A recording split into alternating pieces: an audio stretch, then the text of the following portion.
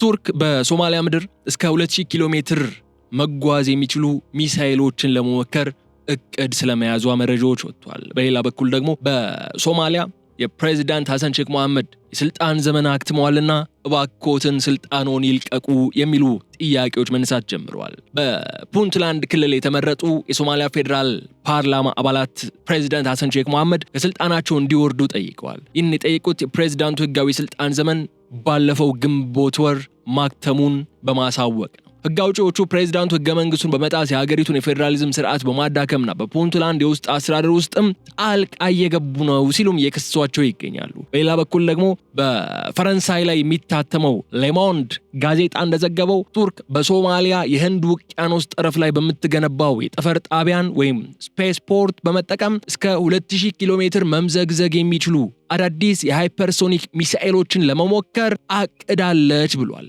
ምንም እንኳን ጣቢያው መጀመሪያ ላይ ለሲቪል ሳተላይት መተኮሻ ተብሎ እንደሚገነባ ተገልጾ የነበረ ቢሆንም አሁን ግን ለረጅም ርቀት ሚሳኤል መሞከሪያነት እንደሚያገለግል ነው የተገለጸው። ቱርክ በሶማሊያ ላይ ያላትን መገኘት እያጠናከረች ባለችበት በዚህ ወቅት ግን የሶማሊያ ተቃዋሚዎች ቱርክ በሀገሪቱ የውስጥ ፖለቲካ ጣልቃ እየገባች ነው ብለው እየከሰሱ ይገኛሉ። ተቃዋሚዎች እንደሚሉት ከሆነ አሁን አንካራ የስልጣን ዘመናቸው ላበቃው ፕሬዝዳንት ሐሰን ሼክ መሐመድ ድጋፍ በመስጠት በስልጣን ላይ እንዲቆዩ እያደረገች ነው። ይህ ደግሞ በሀገሪቱ ያለውን የፖለቲካ መግባባትን የሚያናጋ ነው ያሉ ይገኛል። በሌላ በኩል የቱርክ በሶማሊያ ወታደራዊ መገኘት በሌሎች ኃይሎች በተለይም በእስራኤል ዘንድም ከፍተኛ ክትትል እየተደረገበት ነው የሚሉ ነጥቦች እየተነሱ ነው ያሉት። በአጠቃላይ ሶማሊያ በአንድ በኩል ፕሬዝዳንቱ የስልጣን ዘመን ማክተም ምክንያት ወደ ፖለቲካዊ አለመረጋጋት እያመራች ባለችበት ወቅት፣ በሌላ በኩል ደግሞ የቱርክን የጦር መሳሪያ ሙከራ እቅድ ተከትሎ የቀጠናው የውጭ ኃይሎች የፍልሚያ ሜዳ የመሆን እድሏ ሶማሊያ ከፍተኛ የሆነ መምጣቱን የሚያሳዩ መረጃዎች በስፋት እየወጡ ነው የሚገኙትና እኛም እነዚህን መረጃዎች መሰረት በማድረግ ነው ዛሬ ቆይታን የምናደርገው። አብራችሁን በመቆየት እንድትከታተሉን ጋብዛችኋለሁ። የገበያ ሚዲያን የዩቲዩብ ገጽ ሰብስክራይብ አድርጉ፣ ቪዲዮውን ላይክ አድርጉ፣ ሐሳብ አስተያየታችሁን ደግሞ በኮሜንት መስጫው ላይ ያስቀምጡልን። ከተከታይ አጭር መሸጋገሪያ በኋላ ስንመለስ በዝርዝር ጉዳዮች ነው የሚሆነው። መልካም ቆይታ።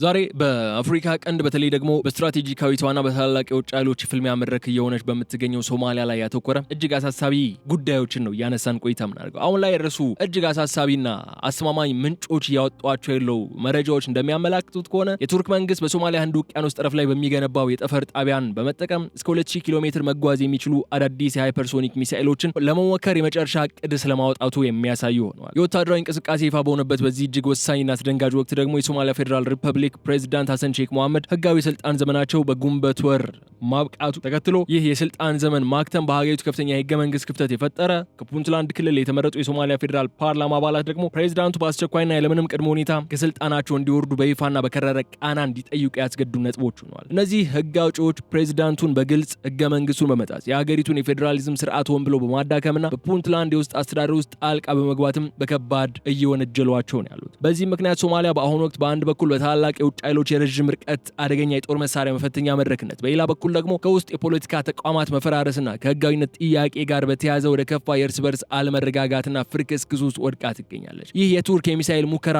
እቅድና የሶማሊያ ውስጣዊ ውጥረት በአጋጣሚ የተከሰተ ግን ሳይሆን እርስ በርሳቸው በጥብቅ የተሳሰሩ የፖለቲካ ቁማሮች መገለጫዎች ናቸው። ፕሬዝዳንት ሐሰን ሼክ መሐመድ የስልጣን ዘመናቸው ካበቃ በኋላም በወንበራቸው ላይ ለመቆየት የሚፈልጉ ሲሆን ይህንን ህገወጥ ስልጣናቸውን ለማስጠበቅ ደግሞ ከአንካራ የሚሰጣቸውን ያልተገደበ ወታደራዊና ዲፕሎማሲያዊ ድጋፍን ይሻሉ። ቱርክ በበኩሏ ይህንን የፕሬዝዳንቱን የህልውና ፍላጎት እንደ መልካም አጋጣሚ በመጠቀም በገዛ ሀገሯ ምድር ልትሞክረው ማችለውንና እጅግ ሰፊ መልክዓ ምድራዊ ይዞታን የሚጠይቀውን የሃይፐርሶኒክ ሚሳኤል ቴክኖሎጂ በሶማሊያ ባህር ጠረፍ ላይ ለመዘርጋትና ለመፈተሽ ትልቅ ስልታዊ እቅድን አድርጋለች። ይህንን የዚህ ህገ መንግስታዊና ወታደራዊ ቀውስ መደራረብ ደግሞ በሀገሪቱ የፖለቲካ ልሂቃን መካከል ያለውን መተማመን ሙሉ በሙሉ ያጠፋው ሲሆን ህዝቡንም ለከፍተኛ ስነ ልቦናዊ ስጋትን ዳርጎታል ተብሏል። የማዕከላዊው መንግስት ስልጣን በህጋዊ መንገድ ሳይተላለፍ ወይም ሳይታደስ መቆየቱ ተቃዋማዊ ሽባነትን የፈጠረ ሲሆን ይህንን ክፍተት ተጠቅመው የተለያዩ የታጠቁ ቡድኖችና የክልል ኃይሎች የራሳቸውን ወታደራዊ ዝግጅት እንዲያፋጥኑ ምክንያት ሆኗል። ቱርክ በበኩሏ የውስጥ ውጥረቱን ችላ በማለት ወታደራዊ የሙከራ እቅዷን መግፋቷ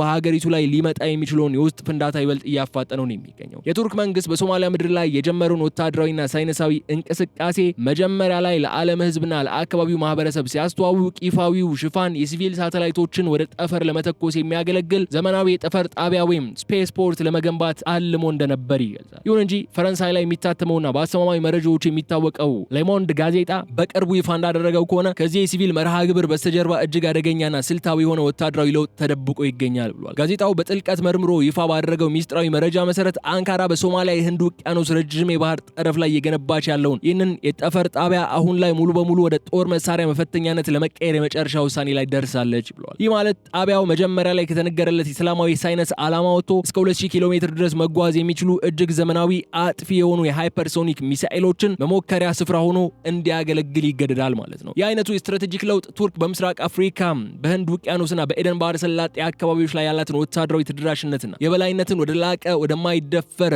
ደረጃ ለማሸጋገር ያላትን ታላቅ ምኞት በግልጽ የሚያሳይ ነው። ጣቢያው መጀመሪያ ላይ ለሲቪል አገልግሎት ብቻ የሚውል ተደርጎ መቅረቡ የአካባቢውን ጎረቤት ሀገራት የውስጥ ጠቃሚዎችና ዓለም አቀፉን ማህበረሰብ አስቀድሞ ላለማስገረም እንዲሁም አላስፈላጊ ዲፕሎማሲያዊና የደህንነት ግፊቶችን ለማስቀረት የተሰላ ሽፋን እንደነበር አሁን እየወጡ ያሉ መረጃዎች በግልጽ የሚያረጋግጡ ሆኗል። ይህ የባህር ጠረፍ ለቱርክ እጅግ ተመራጭ የሆነበት ምክንያት የሃይፐርሶኒክ ሚሳኤል ሙከራዎች እጅግ ሰፊና ክፍት የሆኑ የባህር ላይ የአየር ክልሎችን የሚጠይቁ በመሆናቸው ነው። በገዛ ሀገሯ በቱርክ ወይም በአውሮፓ አቅራቢያ እንዲህ አይነቱን የ2000 ኪሎ ሜትር ርቀት ሙከራ ማድረግ ከጎረቤት ሀገራት ጋር ከፍተኛ ቀውስ የሚፈጥር ከመሆኑም በላይ በቂ ክፍት ቦታ ማግኘትም አይቻልም። አንካራ የሶማሊያን ደካማ መንግስታዊ መዋቅርና የጂኦግራፊያዊ አቀማመጥን አመቺነት በመጠቀም የራሷን የጦር መሳሪያ ቴክኖሎጂ የምታበለጽግበትን ስልታዊ ቀጠናን ፈጥራለች እየተባለ ነው ያለው። ይህ በሳይንሳዊ ሽፋን የተጀመረውና ወደ ወታደራዊ ምሽግነት እየተቀየረ ያለው የስፔስ ፖርት ሂደት በዓለም አቀፍ ደረጃ ዲፕሎማሲያዊ የማታለል ስልቶች ምን ያህል ስልታዊ በሆነ መንገድ ስራ ላይ እንደሚውሉም ማሳያ ተደርጎ እየተወሰደ ይገኛል። መጀመሪያ አካባቢ ፕሮጀክቱ የቴክኖሎጂ ሽግግርንና የሀገር ውስጥ የስራ ዕድል ፈጠራን እንደሚያመጣ ተደርጎ ለሶማሊያ ህዝብ ቢነገርም አሁን ግን የሀገሪቱ ዕጣ ፈንታ ከቱርክ ዓለም አቀፍ የጦር መሳሪያ ፉክክር ጋር በቀጥታ አቆራኝቶታል። ይህ ድብቅ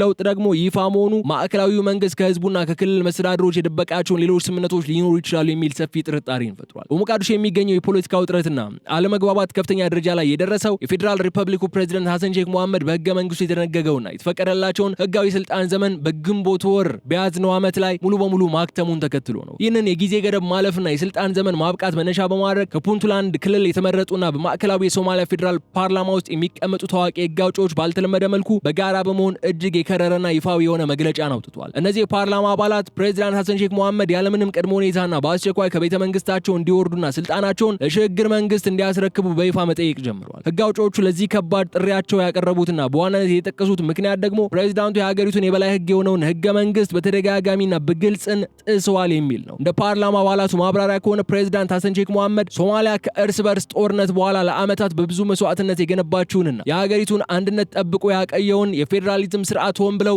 እያዳከሙ ይገኛሉ።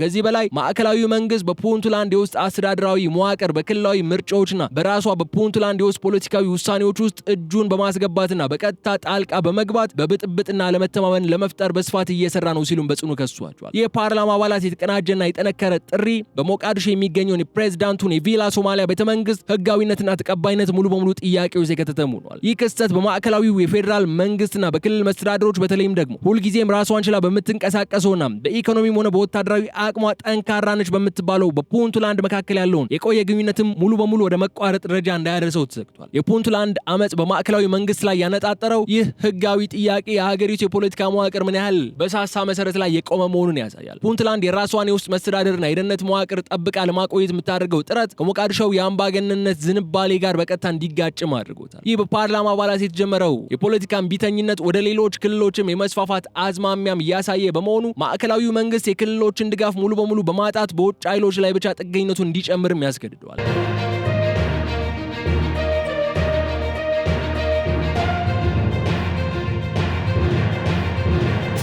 የአንካራ ፍላጎት ከቀላል የኢኮኖሚ ትብብር ከሰብአዊ እርዳታ ወይም ከመደበኛ የዲፕሎማሲ ግንኙነት እጅግ የላቀና የረዘመ መሆኑ ደግሞ እዚህ ላይ መገንዘብ አለብን። ቱርክ ባለፉት 10 ዓመታት በሶማሊያ ውስጥ ትልቁን ወታደራዊ ማሰልጠኛ ካምፕን በመገንባት በሺዎች የሚቆጠሩ የሶማሊያን ልዩ የጦር ኃይሎችን ወታደሮችን በማሰልጠን ረገድ በቀጠናው ግንባር ቀደም ተዋናይ ሆና መቆየቷ ይታወቃል። አሁን ደግሞ ይህንን የቆየ ተጽዕኖዋን ወደ ላቀ ምዕራፍ በማሸጋገር እስከ 2000 ኪሎ ሜትር የሚጓዝ እጅግ ዘመናዊ ሃይፐርሶኒክ ሚሳኤል በሶማሊያ ምድር ለመሞከር ማቀዷ ሀገሪቱ ከአፍሪካ ቀንድ አልፋ በመካከለኛው ምስራቅ በህንድ ውቅያኖስና በሰሜን አፍሪካ ቀጠናዎች ላይ ታላቅ ወታደራዊ ተጽዕኖን ለመፍጠር ያላትን ስልታዊ ምኞት በግልጽ የሚያሳይ ነው። ይህ አይነቱ ግዙፍ እርምጃ ቱርክን በምስራቅ አፍሪካ ውስጥ ብቸኛዋን የረዥም ርቀት የጦር መሳሪያ መፈተኛ ጣቢያ ባለቤት የሚያደርጋት ሲሆን በዓለም አቀፍ ደረጃም ያላትን የኃይል ሚዛን በእጅጉ ያሳድገዋል። አንካራ ይህንን ወታደራዊ ጦር መሳሪያ ሙከራ ለማድረግ የሶማሊያን መምረጧ እንዲሁ በአጋጣሚ እንዳልሆነ ግን መገንዘብ አለብን። በሀገሪቱ ውስጥ ያለውን ደካማ ማዕከላዊ መዋቅርና የስልጣን ፍላጎት እንደ ምቹ ሁኔታን በመጠቀም ነው ይህንን ያደረገችው ቱርክ። የቱርክ መከላከያ ሚኒስቴርና የስትራቴጂ አውጪዎች የራሳቸውን የጦር መሳሪያ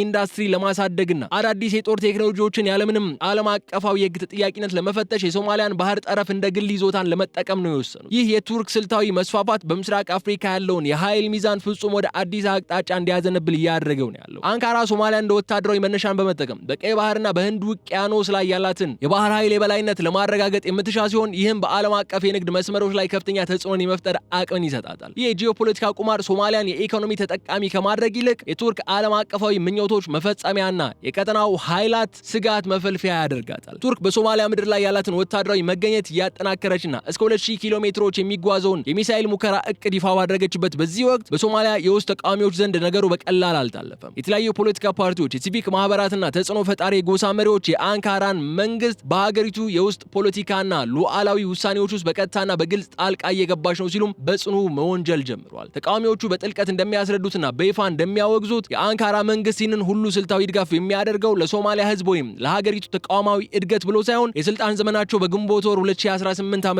በያዝነው ዓመት ላይ ሙሉ በሙሉ ላበቃው ፕሬዝዳንት ሐሰን ሼክ መሐመድ ጥበቃ ለማድረግ ነው የሚል ክስን ነው የሚያቀርቡት። ተቃዋሚ ኃይሎቹ እንደሚሉት ከሆነ ቱርክ ለፕሬዝዳንቱ ያልተገደበ ወታደራዊ የገንዘብና የደህንነት ድጋፍን በመስጠት በህገወጥ መንገድ በስልጣን ኮርቻ ላይ እንዲቆዩና የሽግግር ሂደቱን እንዲያደናቅፉ ያደረገች ነው ይላሉ። የአይነቱ ድርጊት ደግሞ በሀገሪቱ ውስጥ ባሉ የተለያዩ የፖለቲካ ኃይሎች በፌዴራል መንግስቱና በክልል መስተዳድሮች መካከል ሊኖር የሚገባውን ብሔራዊ መግባባት ሙሉ በሙሉ ያናጋ ክስተት ሆኖ ተመዝግቧል። ይህ በቱርክ ላይ የቀረበው የጣልቃ ገብነት ክስ በሀገሪቱ ውስጥ ከፍተኛ የውጭ ጥላቻን የመቀስቀስ አቅምም አለው። የሶማሊያ ተቃዋሚ ኃይሎች አንካራን እንደ አጋር ከመመልከት ይልቅ የሀገር ውስጥ አምባገነትን የምትደግፍና ብሔራዊ አንድነትን የምታናጋ ኃይል አድርገው መቁጠርም ከጀመሩ የአይነቱ የፖለቲካ ስሜት ማደግ በሀገሪቱ ውስጥ የሚገኙ የቱርክ ተቋማትና ዜጎች ላይ የጸጥታ ስጋት ሊፈጥር የሚችል ነው የሚሆነው። በማዕከላዊው መንግስትና በተቃዋሚዎች መካከል ያለው የሰላማዊ ውይይት መንገድም ሙሉ በሙሉ የሚዘጋ ነው የሚሆነው። እየወጡ ያሉት ሚስጥራዊና ስልታዊ መረጃዎች በግልጽ የሚያመላክቱት አሁን የቱርክን የረዥም ርቀት የሚሳኤል ሙከራ እቅድ በተለየ ሁኔታና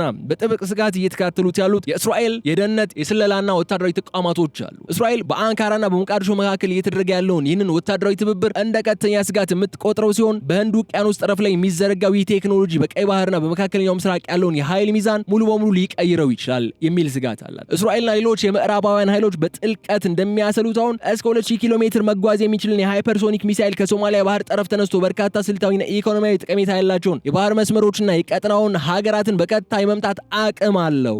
ይህ ማለት የቱርክ ወታደራዊ ይዞታ በኤደን ባህረ ሰላጤ፣ በአረብ ባህርና በቀይ ባህር መግቢያ ላይ ያለውን የባህር ላይ ትራፊክና የደህንነት መዋቅር በቀጥታ መቆጣጠርን የሚያስችላት ነው ማለት ነው። የእስራኤል መከላከያ ኃይልና የደህንነት ተቋማት የቱርክን የጦር መሳሪያ ሙከራ ዝግጅት እያንዳንዱን እርምጃ በሳተላይትና በተለያዩ የስለላ ዘዴዎች አማካኝነት በቅርብ ርቀት እየተከታተሉት ይገኛሉ። ከእስራኤል በተጨማሪ እንደ ኢትዮጵያ ያሉ የምስራቅ አፍሪካ የቅርብ ጎረቤት ሀገራትም ይህንን የአንካራን ያልተገደበ ወታደራዊ መስፋፋትና በሶማሊያ ባህር ጠረፍ ላይ የሚደረገውን የጦር መሳሪያ ሙከራ ለቀጠናዊ ሰላምና ሚዛን እጅግ አስጊ መሆኑን በመረዳት ጉዳዩን በከፍተኛ ትኩረት እየተከታተሉት ይገኛሉ። ይህ የቀጠናዊ ኃይሎች ስጋት ወደ ወታደራዊ ዝግጁነት እየተቀየረ መምጣቱ ደግሞ የምስራቅ አፍሪካን ሰማይ ይበልጥ እያጠቆረው ነው ያለው። የጎረቤት ሀገራት ይህንን የቱርክ የረዥም ርቀት ሚሳኤል ዝርጋታ የራሳቸውን ብሔራዊ ደህንነት አደጋ ላይ የሚጥል አድርገው ስለሚቆጥሩት ከሶማሊያ ማዕከላዊ መንግስት ጋር ያላቸውን ግንኙነት ይበልጥ እንዲያሻክሩና የራሳቸውን የድንበር መከላከያ እንዲያጠናክሩ አድርጓቸዋል።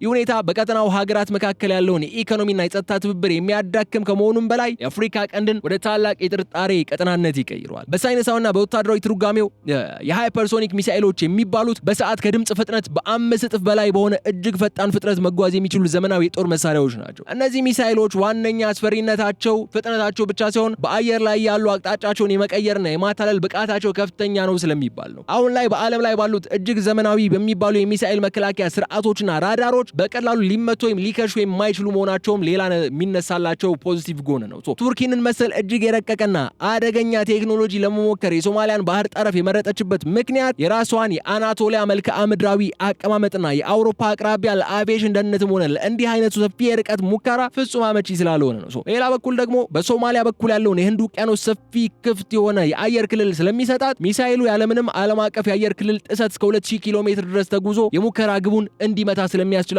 ሶማሊያን ለመምረጥ ተገዳለች ይባላል። ይህ ሃይፐርሶኒክ ቴክኖሎጂ በሶማሊያ ምድር ላይ መፈተሹ ደግሞ ሀገሪቱን እጅግ የረቀቁ ወታደራዊ ቴክኖሎጂዎች መፈተኛ ላቦራቶሪን ያደርጋታል። እንዲህ አይነቱ አደገኛ የጦር መሳሪያም በሰላማዊ ማህበረሰብ አቅራቢያ መሞከሩ ሊያስከትል የሚችለው የራዲየስ ስህተት ወይም የቁጥጥር መቋረጥ ከፍተኛ የሰው ልጅ እልቂትንም ሊያስከትል ይችላል። ከዚህ በላይ ይህ የሙከራ ሂደት የወደፊቱን የጦር መሳሪያ ውድድር ወደ ምስራቅ አፍሪካ የሚያመጣው በመሆኑ ቀጠናውን የላቁ የጦር መሳሪያዎች መቆጣጠሪያ ማዕከል እንዲሆን መንገድ ይከፍትላታል። የዚህ ሁሉ ጂኦፖለቲካዊ ቁማርና ወታደራዊ ሽኩቻ ቀጥተኛ ሰለባ እየሆነች ያለችው ግን ራሷ ደካማ መንግስታዊ መዋቅር የያዘችው ሶማሊያ ናት። የሶማሊያ ዘመናዊ የፌዴራሊዝም ስርዓት የተመሰረተው ከዓመታት የውስጥ ጦርነት በኋላ በማዕከላዊ የሞቃዲሾ መንግስትና በክልል መስተዳድሮች መካከል በሰፈነው የጋራ መከባበር የስልጣን ክፍፍልና ህገ መንግስታዊ ታማኝነት ላይ ብቻ ነበር። ነገር ግን ፕሬዚዳንት ሐሰን ሼክ መሐመድ ስልጣናቸውን ለማራዘም ሲሉ ከውጭ ኃይሎች ጋር እየፈጠሩት ያሉት ሚስጥራዊ ወታደራዊ ትብብር እንደ ፑንትላንድ ያሉ ጠንካራ ክልሎች ይበልጥ እያስቆጣና ወደ መገንጠል እንዲገፋፋቸው የሚያደርግ ነው። የፑንትላንድና የሌሎች ክልሎች አመራሮች በጽኑ እንደሚያምኑት አሁን በማዕከላዊ መንግስት የሀገሪቱን ታሪካዊ ሉዓላዊ መሬት እንዲሁም ስልታዊ የባህር ጠረፍ ለውጭ ሀገር ወታደራዊ ፍላጎትና ለሚሳኤል መፈተኛነት አሳልፎ የሰጠው የገዛ ስልጣኑን ለማራዘም ሲል ብቻ ነው የሚል አቋምን ይዟል። ይህ አይነቱ የጥቅም ግጭት ደግሞ የሀገሪቱን የፌዴራል ስርዓት ሙሉ በሙሉ ወደ መፈራረስ አደጋ ያጋለጠው ከመሆኑም በላይ በክልሎችና በማዕከሉ መካከል ያለውን የፖለቲካ ትስስርን እንዲቋረጥ ያደረገ ነው። ይህ መዋቅር መፍረስ የሶማሊያን የመንግስትነት ህልውና ሙሉ በሙሉ ጥያቄ ውስጥ የሚከትም ነው። የፌዴራሊዝም ስርዓቱ መዳከም ደግሞ ማዕከላዊው መንግስት በክልሎች ላይ ያለውን ቁጥጥር እንዲያጣ የሚያደርገው ሲሆን ክልሎችም የራሳቸውን የውጭ ግንኙነትና የደህንነት ስምምነቶችን በተናጠል እንዲያደርጉ በርን ይከፍታል። ይህ አይነቱ አካሄድ ደግሞ ሶማሊያን እንደ አንድ ሀገር አንድነቷ ተጠብቆ የመቀጠል እጣፋንታዋን እጅግ የጨለመ የሚያደርገውና ወደ ተበታተኑ ጥቃቅን መንግስታት የመቀየር አደጋን የሚያጋፍጣት የሚያፋጥን የሚሆነው። በአሁኑ ወቅት ሶማሊያ የቆመችበትን እጅግ አደገኛ መስቀለኛ መንገድ በጥልቀት የተገነዘበ ሲሆን ሀገሪቱ ወደፊት የምትመራበት ጎዳና በቀጠናው ላይ ታላቅ የኃይል ለውጥ እንደሚያመጣ መገመት አዳጋች ነው። በአንድ በኩል የስልጣን ዘመናቸውን ያጠናቀቁት ፕሬዚዳንት ሐሰን ሼክ መሐመድ ከህግ ውጪ በቪላ ሶማሊያ ቤተመንግስት ውስጥ ለመቆየት የሚያደርጉት ጥረት የሀገር ውስጥ የእርስ በርስ ግጭትን በይፋ ሊቀሰቅስ እንደሚችል በስፋት ይተነብያል። የፑንትላንድና የክልሎች ተቃውሞ ደግሞ ወደ ታጠቀ አመጽ ከተቀየረ ማዕከላዊ መንግስት የቱርክን ወታደራዊ ኃይል ጋሻ በማድረግ የገዛ ዜጎችን ለመምታት ሊገደድ ይችላል። ይህ ደግሞ